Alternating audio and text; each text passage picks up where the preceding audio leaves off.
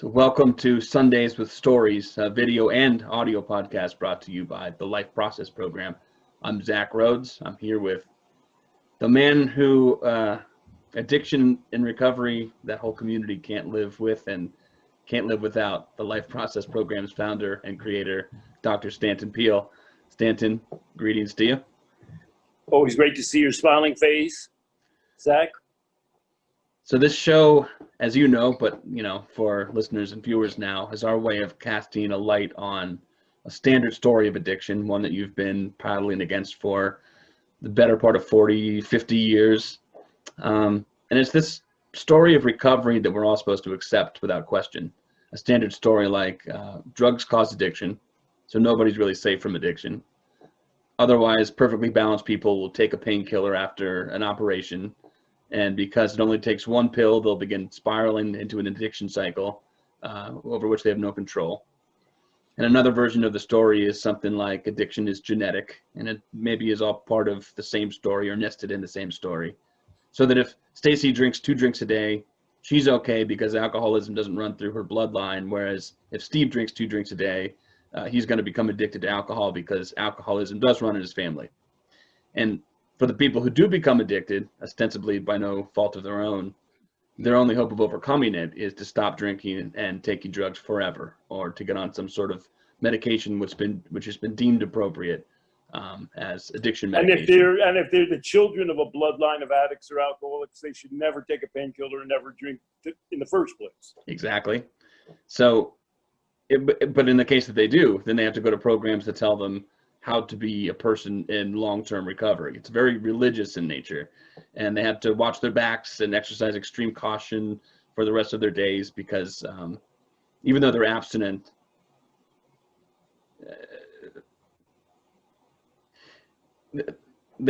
any next drug that they take could be their demise. And we all know some people who fit this caricature of what it means to be a healthy human being.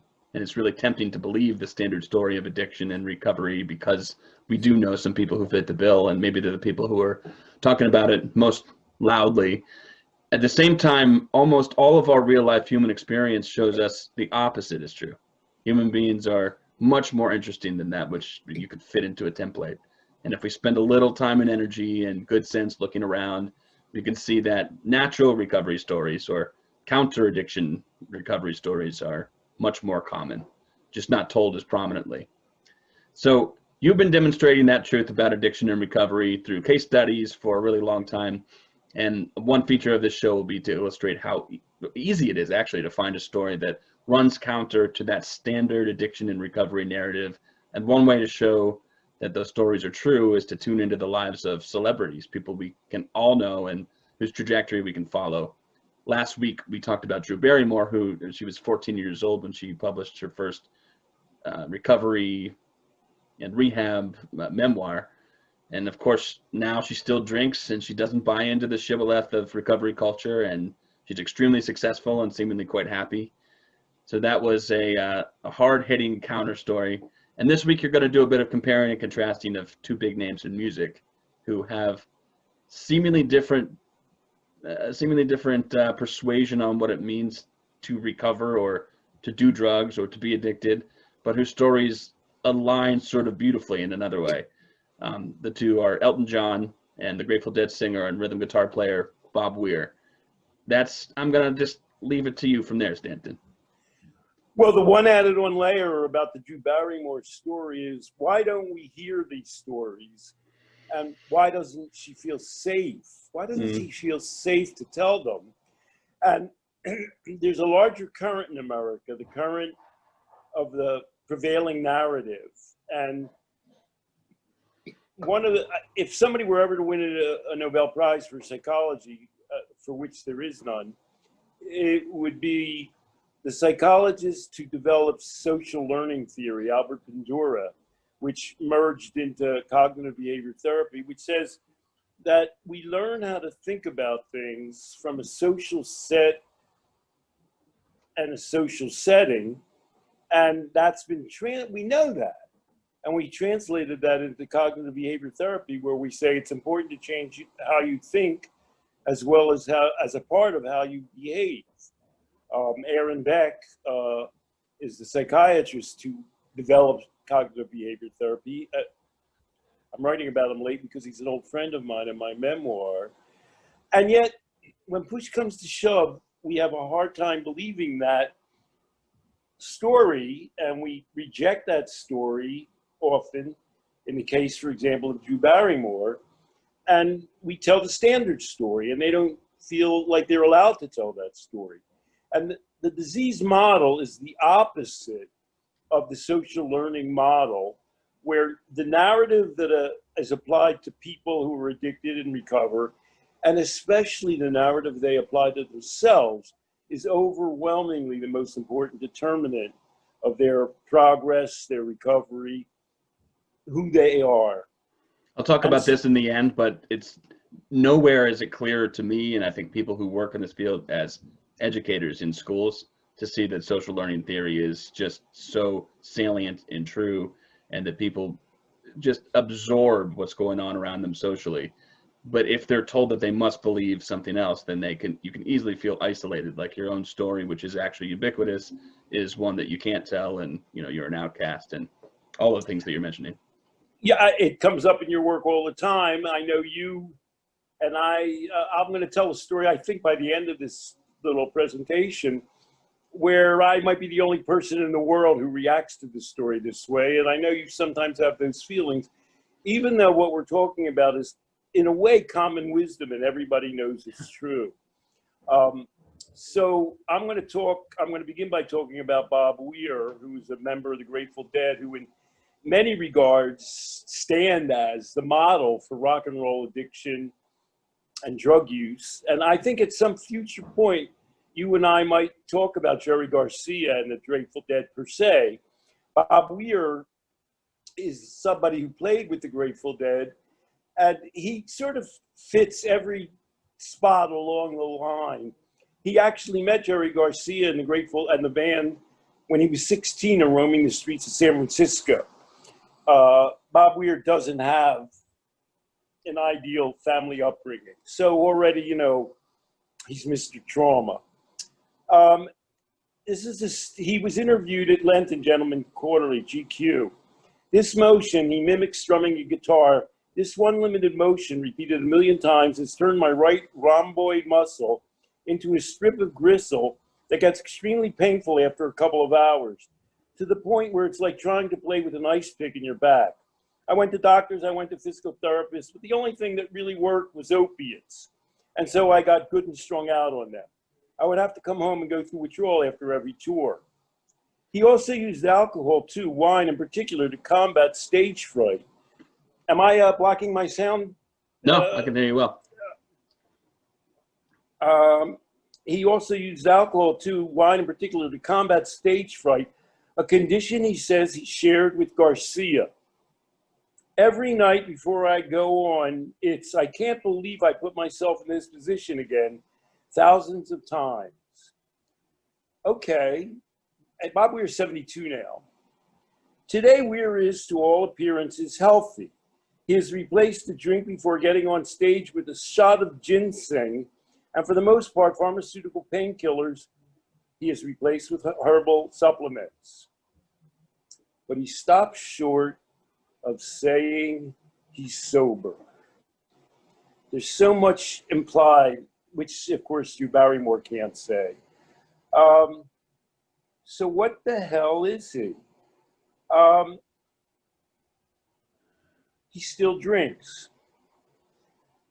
I've tried that, AA and abstinence, and I'm not as happy as when I drink, he says. He is adamant that he is able to have a glass of wine these days and stop there.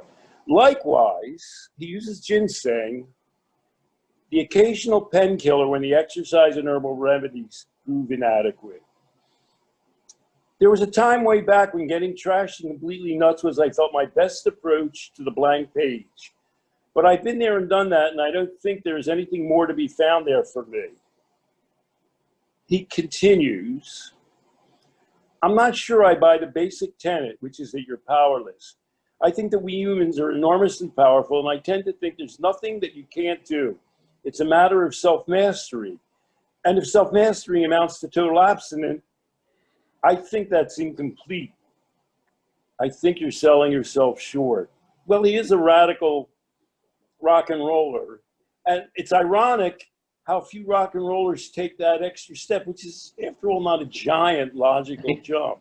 Yeah, it's not So like it's not like it defies everything else they've ever done in their lives. That's insane. And it's a little easy to see that rock and rollers might believe in the strength and independence that they have to create their own destinies, which a lot of them did, Bob Weir and Jerry Garcia among them. So let's review Bob Weir's life. At 16, he was on the streets. He became a rock and roll guy at a time when everybody took drugs, especially the band he was a part of. Performing constantly wasn't the best situation for him in some regards. He developed a dependence on opioids and on alcohol to deal with emotional issues like stage fright and physical pain. And then as he got older, that wasn't working for him. He's a man with some resources, some brains, some skills, some money, and he switched to a different way of dealing with those issues. And he didn't reject them entirely, but he got a better mix in life. And now at 72, he still performs. That's, I don't know when your father retired. My father wasn't still selling shoes at 72. The man's a piece of work. And so that story is like the one we tell in Outgrowing Addiction. By the way, we talk a lot about narratives. We worked on an appendix with a colleague of ours, Dr. Norika Martinez, where we talk about how do you develop a narrative about your life, or how do you convey a narrative about drug use to your children. And we'll get into that more in future issues. So here's the key line for me in the GQ interview. I get that's real dangerous for some people, so I don't talk about it much. Bob Weir, you're allowed to tell your own truth, except if it's not the straight powerlessness, drug addiction, recovery truth. And so Bob Weir, who's a man of independent intellectual and financial means, had to be induced to tell the truth in Gentleman Quarterly, and God bless Gentleman Quarterly for getting it out of him. And that's the story we want to talk about, because what you and I are saying is that for young children, for Drew Barrymore, rejecting, for Bob Weir, the standard recovery narrative, the model way of being, is actually a part of who they are and how they recovered. That's actually a part of therapy. And so we're saying actual recovery work is the antithesis of what we feel is the key to real recovery. Now, the opposite story is Elton John's story, at least as it was done in a story called Rocketman. If you saw the movie, did you? Yeah. So he's in the middle of a concert, I think in Madison Square Garden. He leaves and he goes to rehab. And then you have a backflash of all the things that happened in his life. And he had a long and complicated life. He was gay, and that was a hard row to hoe. His biological parents were not supportive, but he did have talents. He did have support. He did have his colleague, Bernie Taupin, throughout his career. And he did develop some substantial addictions, which he depicts as being sex, drugs. He covered the waterfront. But he gave an interview to the New York Times as the picture was being released. He never once mentioned anything about the 12 steps. And in fact, what he said was, I very rarely look back on my life, although of course I had to watch this movie. It's almost as though somebody made this movie about my life So, you know, I went to see it, Yeah. you know. I mean, and I'm not putting down the man who made the movie, whoever made the movie. That's a great story. He's in some ridiculous costume. He leaves Madison Square Garden and he goes to rehab. It's just not the actual story. Nothing about it is accurate. His and Taupin's joint interview begins. Elton John is not a nostalgist, neither is Taupin. I think one of the keys that has driven us all these years is the fact that we never look back. So he's not going to be a good therapy client of the standard type. Moreover, when he spoke at Harvard, he got an award in 2017. This is how he never mentioned rehab, not once. He said, I had the luck to meet Ryan White and his family. Ryan White was the young boy who got a AIDS, HIV infection due to a blood transfusion. Mm. Ryan was the spark that helped me to recover from my addictions and start the AIDS Foundation. Within 6 months, I became sober. You know, nobody was putting handcuffs on him or forcing him to say, this is his truth. He was getting a Lifetime Achievement Award for his work with AIDS. And he was inspired by a young man who he wanted to help. And that was the thing that made him recover. Now, the movie is about, you know, how he became a rock star. You know, and rock stars take drugs and drink. And one conclusion you might come to is, well, being a rock star is a cause of addiction. But in the interview, I'm going back to the Times interview with Taupin, he did jointly with Taupin, music is what kept me alive. During the hard times, I still kept myself busy. I didn't shut myself away and just do drugs. You don't get that feeling from the movie. You can say that, this is all a direct quote from Elton John, you can say that initially, music saved me. The most incredible part of my childhood was the music. And then when I came to the difficult part of my fame, the music still saved me. Because I still worked and I still made records. And if I hadn't, I wouldn't be talking to you right now. So Elton John doesn't make movies. People make movies. But if you sit him down and ask him how he entered recovery, he doesn't talk about the 12 steps. He doesn't talk about rehab. He talks about having a purpose in life, including his work with AIDS and HIV. And he talks about music. Music isn't for Elton John the cause of his addiction. Music is the solution for his addiction and for preserving his life. And so, you know, the movie becomes, if you watch it, I mean, there are inconsistencies throughout the movie. It becomes another paean.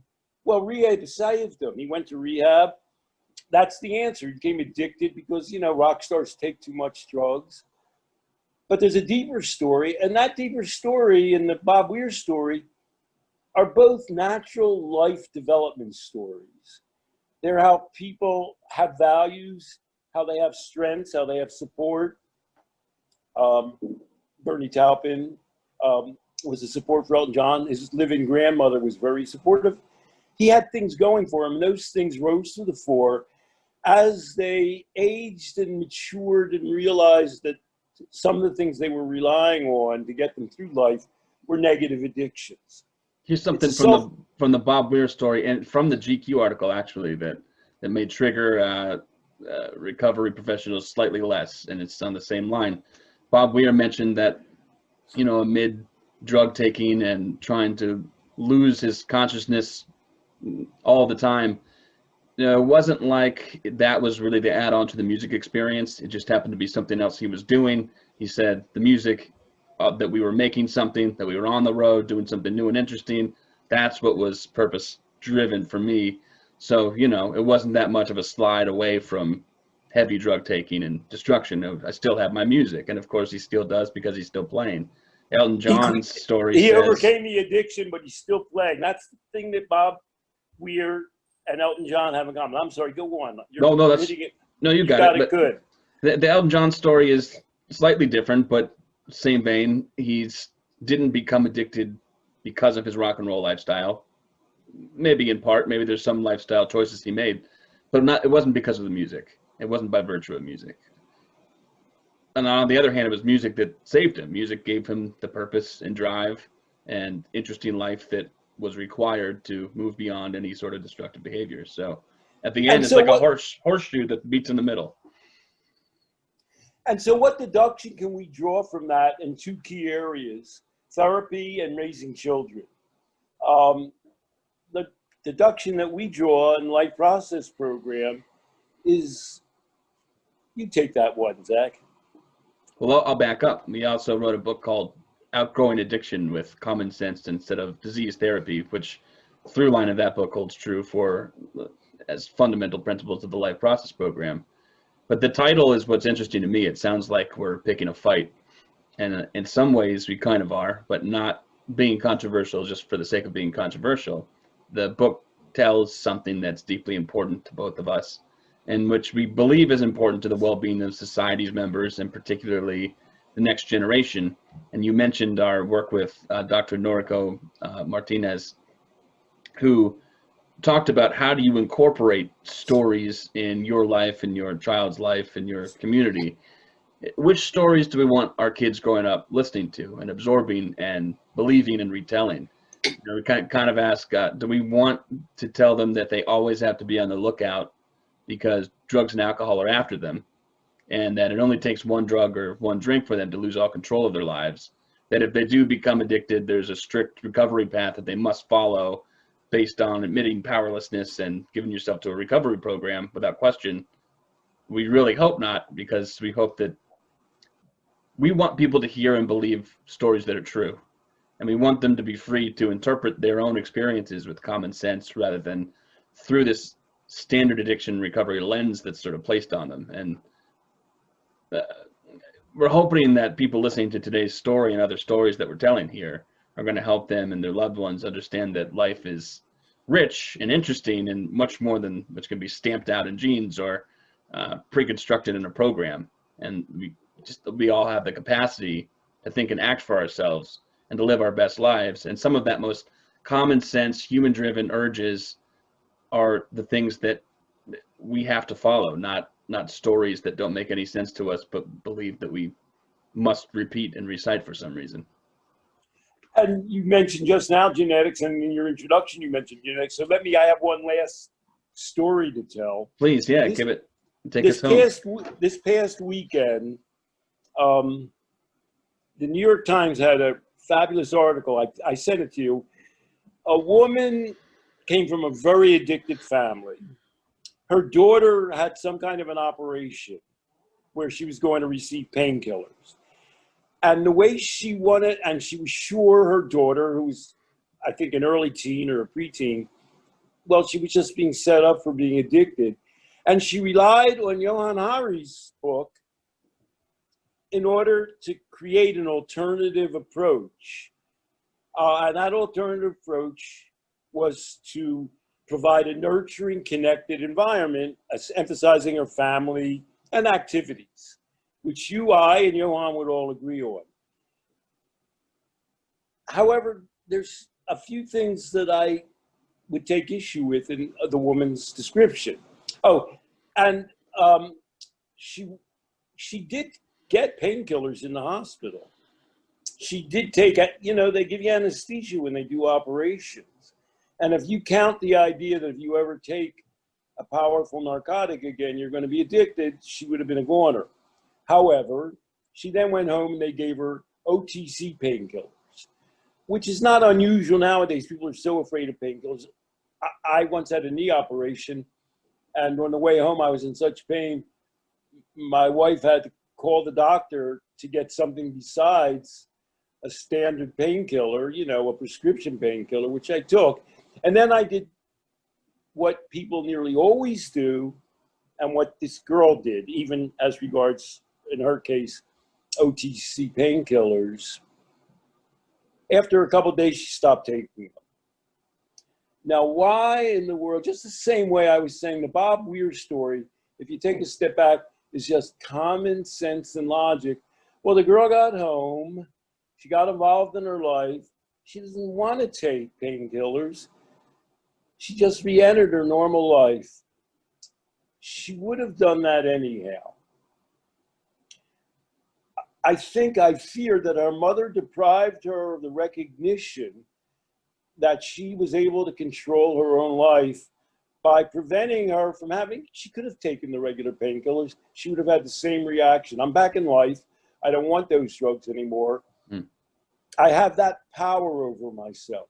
So I began by saying, you and I share the experience of sometimes being the only people in a room who react in a certain way to a standard story that's being told.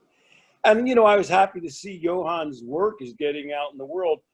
But the basic message the woman got was, oh, my daughter is genetically programmed to be addicted. We just avoided that by the skin of our teeth, by preventing her from taking painkillers at home.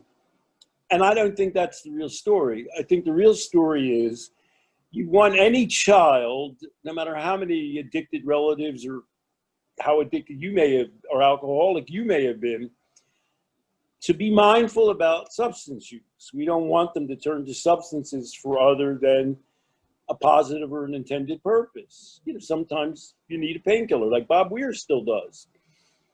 But that doesn't mean that you're enslaved by that, and you're no more likely to be enslaved by that just because your grandfather, as in Drew Barrymore's case, her father happened to have been addicted to alcohol or drugs. You have the capacity, if you lead a normal, value-driven, purposeful, mindful life, if you're engaged in that life, and if you do have a supportive environment. I'm glad her mother cares so much about her and is so thoughtful. And those are the key elements in recovery. So how Johan's message, which is an anti-disease message, which you and I both would agree with, connectedness is the antithesis of addiction, in a way got translated into a, you were born and inherited to be an addict and inherited an addiction gene. I think we missed something in the translation there. You almost have to be brave enough if you're going to tell your own story that's interesting to, you know, to be able to lay the pieces out there and await the backlash. But you can avoid some of that backlash if you assimilate your seemingly novel story into the standard boxes. And I think that's what happened. And the question we're asking is, in doing that, do you miss the whole point of the story? I began by saying cognitive behavior therapy and social learning are truths about human behavior. And yet, even though we use cognitive behavior, we reject those truths with the prevalence of the disease theory or of trauma theory, which makes you an indelible addict forever. Well, we've gone on quite a while here, Zach. I mean, I guess we both had so many ideas to throw in the pot. You know, we didn't do our quite 20 minutes as hoped. That's totally fine. I think people will be just fine with that. And so, you know, we're going to have future stories. I think you're leading off next Sunday with Stanton and Zach. Do you want to preview, end up by previewing where you're going next time? Yeah. Do you know who I'm talking about? I've heard about them. I don't know as much about them as Drew Barrymore and Bob Weir, though. I mean, we're pretty progressive and liberal guys, liberal in a lot of different ways. We don't mind carrying on a conversation about any old thing, but I'm not even going to mention some of the things that this guy has done for money on film. His name's Steve-O, and I guess that's a stage name. I don't really know I should look up what his real name is. But he had both an addiction to drugs and to sex, he says.